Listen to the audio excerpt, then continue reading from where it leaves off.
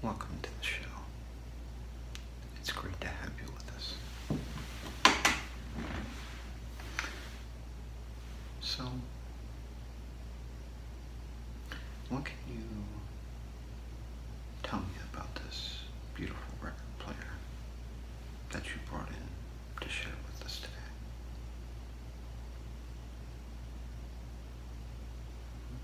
Oh, so this here was your grandmother's.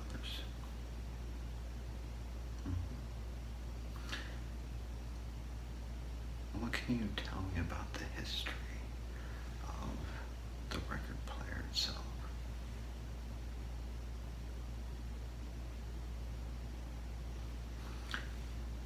Yes, that's correct. Before it became the record player that we love and know today, it was called a phonograph, and later a gramophone, which these two inventions were the birth parents of the record player that we know today. Now, arguably, one of the most important inventions in the history of home entertainment, the record player has brought music into the home for over a century. For many years, it was thought of as a long and dead technology, made obsolete by CDs, digital downloads, yet this relic was doomed to a fate of collecting dust in a basement, an attic, but yet has risen from the ashes once again.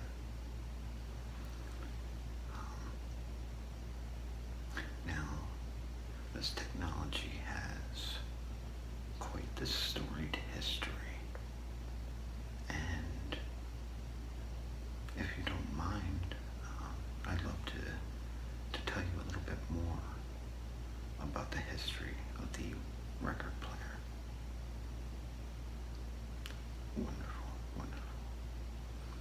And then we'll take a look at the record player itself, and I'll show you some of the features, and we'll examine it. All right? Okay. So, let's take a look into the record player's history to better understand the roots of this interesting music technology. So, the first version of the turntable was created by Edward Leon Scott de Martinville. It's a very long name, but he created the phonautograph in France around 1857, yet this device that he created could not play back sound. Rather, it inscribed airborne noise onto paper for visual studies, mostly in laboratories. It wasn't until Thomas Edison invented the phonograph in 1877, and thus was known for who invented the record player. this device that Thomas Edison invented recorded sound and also played sound. Unlike the phonautograph, this actually recorded and played sound as well. So this here's the parent of the record player. Now how it did this was it inscribed audio to a tinfoil wrapped cardboard cylinder for subsequent audio playback. Now, Alexander Graham Bell added wax to Edison's phonograph design in order to record waves of sound, and the result was referred to as the gramophone. Later, Emil Berliner took record players to the next level, actually. He dubbed his creation the gramophone. And actually served a patent for this device in 1887. The gramophone was made of hard rubber and shellac before being constructed of vinyl. The gramophone is the basis of the contemporary record player. The phonograph is the parent of the record player, but the gramophone is the basis of the whole design put together. Now, the gramophone interpreted grooves on flat discs, which is the beginning of the vinyl record, instead of a cylinder. And this is the point in time when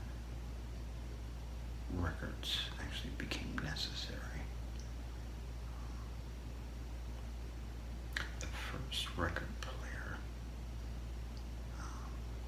actual record player like we know today, was released to the masses in 1895. And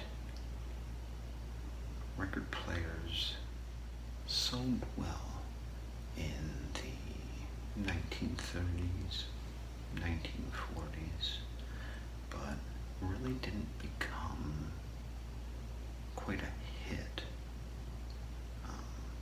mainstream. The tipping point didn't come till decades later, 60s, 70s. The end started to come in the 80s, but now actually started to make a novelty comeback. So let's take a look at the record player that you brought in today. So, looking at the exterior, it has a fake leather wrap over a wooden case. It also comes with two external speakers, a handle for easy travel, and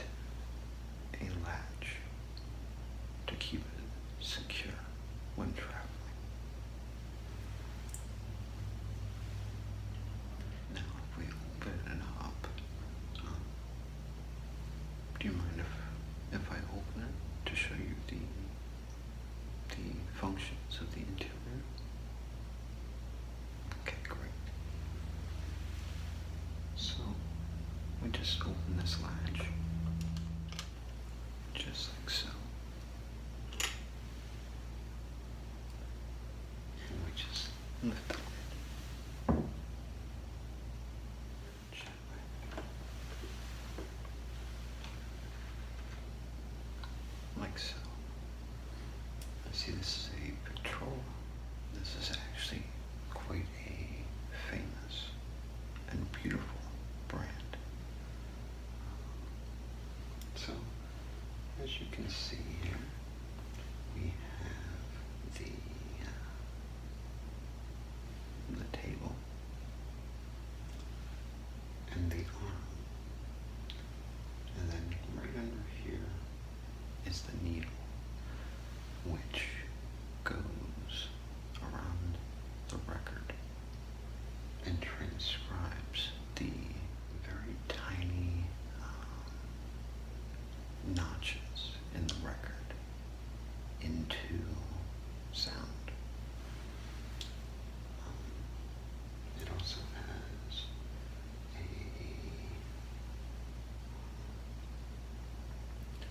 line in knob,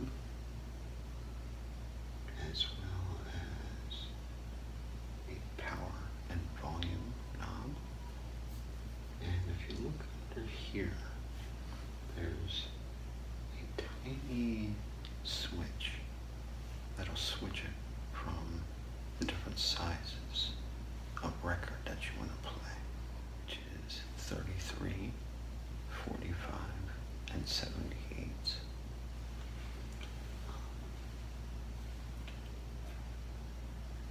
Speaking of 45s, it actually has a device specifically designed for 45s, and that's this here.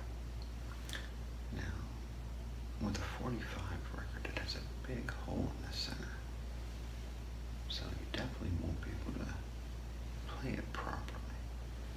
You'll have to put this right there. Then you can put the 45 on. Or, if you don't want to use this, you could place a real thin circular disc in the hole of the record itself, and then place it on. Now, to play a record, which I have a record with, just to show you.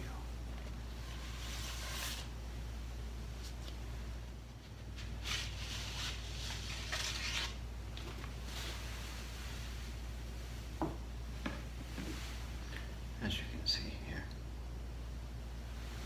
you just place it on real gently, usually side A up first, then with the arm you release it, use this knob to lift it, and on the side there's a little lever that you can use to put it wherever you want, and then you gently release onto the record. Same process to put it back.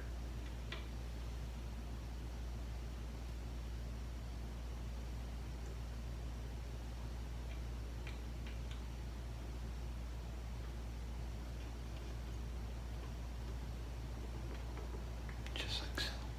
Do you have any idea at the value of this record player? No, since this is an original, which right now doesn't really help its value. In today's market, I'd appraise it at around $150 to $200.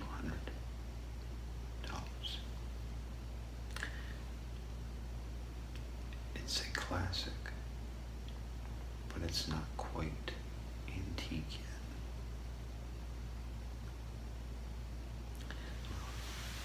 Thank you for bringing it in, sharing it with us. You have a very great day.